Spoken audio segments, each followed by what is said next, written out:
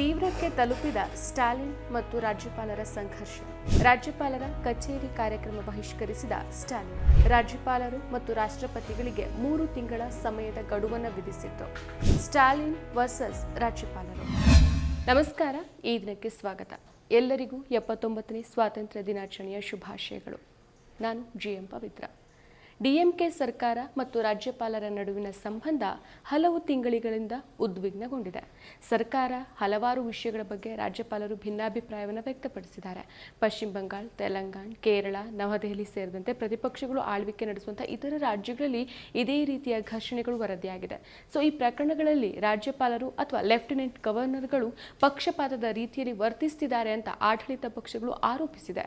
ಈ ಮಧ್ಯೆ ಆಗಸ್ಟ್ 15ರ ಸಂಜೆ ದೇಶದಾದ್ಯಂತ ಎಲ್ಲಾ ರಾಜ್ಯಗಳಲ್ಲಿಯೂ ರಾಜ್ಯಪಾಲರ ಕಚೇರಿ ಆವರಣದಲ್ಲಿ ಸ್ವಾತಂತ್ರ್ಯ ದಿನಾಚರಣೆ ನಡೆಯುತ್ತೆ. ಹಾಗೆಯೇ ತಮಿಳುನಾಡು ರಾಜ್ಯಪಾಲರ ಕಚೇರಿಯಲ್ಲೂ ಕಾರ್ಯಕ್ರಮ ನಡೆಯಲಿದ್ದು, ಆ ಕಾರ್ಯಕ್ರಮವನ್ನು ಬಹಿಷ್ಕರಿಸೋಕೆ ತಮಿಳುನಾಡು ಮುಖ್ಯಮಂತ್ರಿ MK ಸ್ಟಾಲಿನ್ ನಿರ್ಧರಿಸಿದ್ದಾರೆ.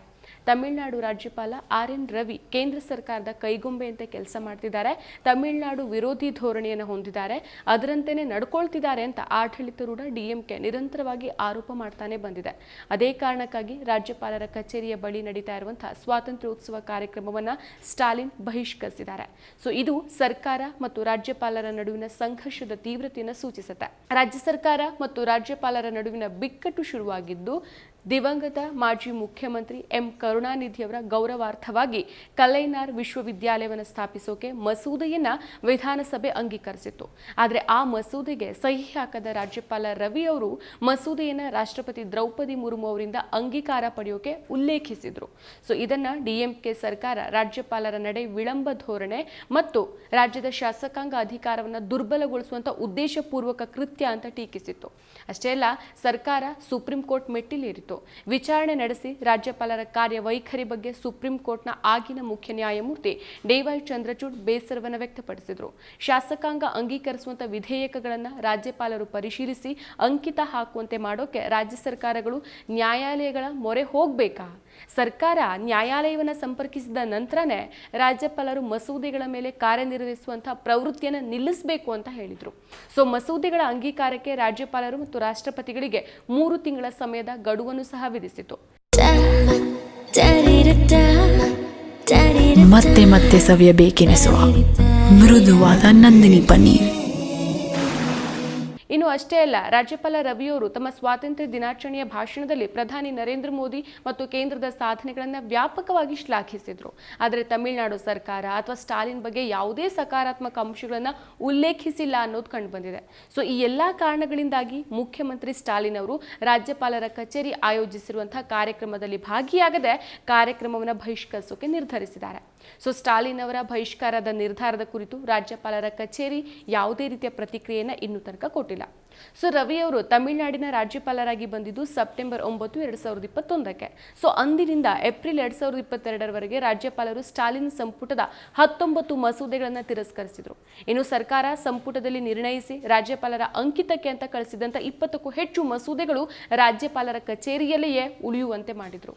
ತಮಿಳುನಾಡು ವಿಧಾನಸಭೆಯಲ್ಲಿ ಸರ್ಕಾರ ನಿಗದಿಪಡಿಸಿದಂತ ಭಾಷಣವನ್ನ ಯಥಾವತ್ತಾಗಿ ಓದದೆ ಅದರಲ್ಲಿನ ಕೆಲವು ಅಂಶಗಳನ್ನ ಕೈಬಿಟ್ಟಿದ್ರು. ತಮಿಳುನಾಡು ದ್ರಾವಿಡ ಚಳುವಳಿಯ ತವರು ನೆಲ. ರವಿಯವರು ಆ ರಾಜ್ಯದ ರಾಜ್ಯಪಾಲರಾಗಿ ದ್ರಾವಿಡ ಚಳುವಳಿಯಿಂದ ತಮಿಳುನಾಡು ನಲುಗಿ ಹೋಗಿದೆ ಅಂತ ಹೇಳಿದ್ರು. ತಮಿಳುನಾಡಿಗೆ ತಮಿಳಿಗಂ ಅನ್ನೋ ಹೆಸರು ಸೂಕ್ತ ಅಂತ ಹೇಳಿದ್ರು. ಇಂಥವೇ 108 ರಗಳೆಗಳು, ಕಿರಿಕಿರಿಗಳು, ಅಸಂವಿಧಾನಿಕ ನಡೆಗಳು ನಡೆದಿದೆ. ಇನ್ನು ಈ ಹಿಂದೆ ವಿವಾದಾತ್ಮಕ ನಿರ್ಧಾರದಲ್ಲಿ ತಮಿಳುನಾಡು ರಾಜ್ಯಪಾಲ RN ರವಿಯವರು ಮುಖ್ಯಮಂತ್ರಿ MK ಸ್ಟಾಲಿನ್ ಅವರನ್ನ ಸಂಪರ್ಕಿಸದೇನೆ ಅಕ್ರಮ ಹಣ ವರ್ಗಾವಣೆ ಪ್ರಕರಣದಲ್ಲಿ ಬಂಧಿತರಾಗಿದ್ದಂತ ಸಚಿವ V ಸೆಂಥಿಲ್ ಬಾಲಾಜಿಯವರನ್ನ ಸಚಿವ ಸಂಪುಟದಿಂದ ವಜಾಗೊಳಿಸಿದ್ರು.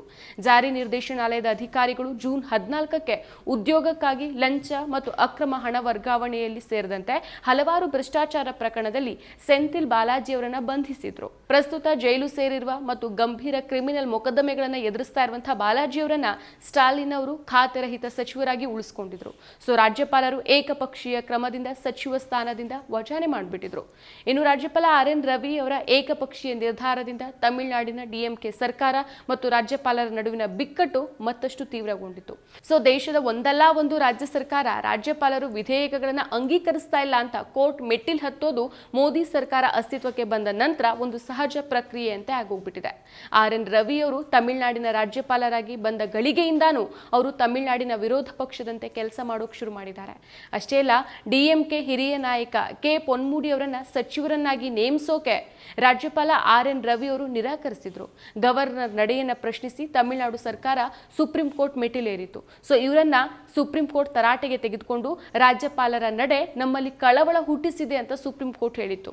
ಸೊ ಕೇವಲ ಬಿಜೆಪಿಯೇತರ ರಾಜ್ಯಗಳಲ್ಲಿ ಮಾತ್ರನೇ ರಾಜ್ಯಪಾಲರು ಈ ರೀತಿ ವರ್ತಿಸ್ತಿದ್ದಾರೆ ಮತ್ತು ಅವರೆಲ್ಲ ಬಿಜೆಪಿ ನೇಮಿಸಿದ ರಾಜ್ಯಪಾಲರು ಅನ್ನೋದು ಗಮನಾರ್ಹ. ಸೊ ತಮ್ಮ ರಾಜಕೀಯ ವಿರೋಧಿಗಳನ್ನ ಆಡಳಿತ ನಡೆಸ್ತಾ ಇರುವಂತಹ ರಾಜ್ಯಗಳಲ್ಲಿ ಸರ್ಕಾರಗಳು ಸುಗಮವಾಗಿ ಕೆಲಸ ಮಾಡೋಕೆ ಬಿಡಬಾರ್ದು ಅನ್ನುವಂತೆ ಬಿಜೆಪಿ ರಾಜ್ಯಪಾಲರ ಮೂಲಕ ಈ ರೀತಿ ಮಾಡಿಸ್ತಾ ಇದೆ ಅನ್ನೋ ಆರೋಪಗಳು ಸಹ ಇದೆ. ಸೊ ಬಿಜೆಪಿ ತನ್ನ ರಾಜಕೀಯ ವಿರೋಧಿಗಳ ಮೇಲೆ ಸೇಡ್ ತೀರಿಸ್ಕೊಳ್ಳೋಕೆ ಹೋಗಿ ಆ ರಾಜ್ಯಗಳ ಅಭಿವೃದ್ಧಿಗೆ ತಡೆಯೊಡ್ಡಿ ಅಲ್ಲಿನ ಜನರನ್ನ ಬಲಿಪಶುಗಳನ್ನಾಗಿ ಮಾಡ್ತಾ ಇದೆ. ಸೊ ರಾಜ್ಯಪಾಲರಾಗಿ ಬಂದವರು ಅವರ ಸಾಂವಿಧಾನಿಕ ಕರ್ತವ್ಯಗಳನ್ನ ಸೂಕ್ತವಾಗಿ ನಿರ್ವಹಿಸದೇ ಇದ್ರೆ ಅದರಿಂದ ಪ್ರಜಾಪ್ರಭುತ್ವಕ್ಕೆ ಹೊಡೆತ ಬೀಳುತ್ತೆ. ಸೊ ಈ ಮೂಲಕ ಒಂದು ಕೆಟ್ಟ ಪರಂಪರೆ ಸೃಷ್ಟಿಸಿದ ಕಳಂಕಕ್ಕೆ ಬಿಜೆಪಿ ಪಾತ್ರ ಆಗಿದೆ. ಸೊ ಇದೀಗ ತಮಿಳುನಾಡು ರಾಜ್ಯಪಾಲರ ಕಚೇರಿಯಲ್ಲಿ ನಡೀತಾ ಇರುವಂತಹ ಕಾರ್ಯಕ್ರಮವನ್ನು ಬಹಿಷ್ಕರಿಸೋಕೆ ತಮಿಳುನಾಡು ಮುಖ್ಯಮಂತ್ರಿ MK ಸ್ಟಾಲಿನ್ ನಿರ್ಧರಿಸಿರೋದು ಸಂಘರ್ಷದ ತೀವ್ರತೆಯನ್ನು ಸೂಚಿಸುತ್ತೆ. ಮತ್ತಷ್ಟು ವಿಶೇಷ ವಿಡಿಯೋಗಳನ್ನು ನೋಡಲು ಮತ್ತು ಹೊಸ ವಿಡಿಯೋಗಳ ಬಗ್ಗೆ ತಿಳಿಯಲು ಈ ದಿನ .com ಯೂಟ್ಯೂಬ್ ಚಾನೆಲ್ ಸಬ್ಸ್ಕ್ರೈಬ್ ಮಾಡಿ ಮತ್ತು ಬೆಲ್ ಐಕಾನ್ ಕ್ಲಿಕ್ ಮಾಡಿ.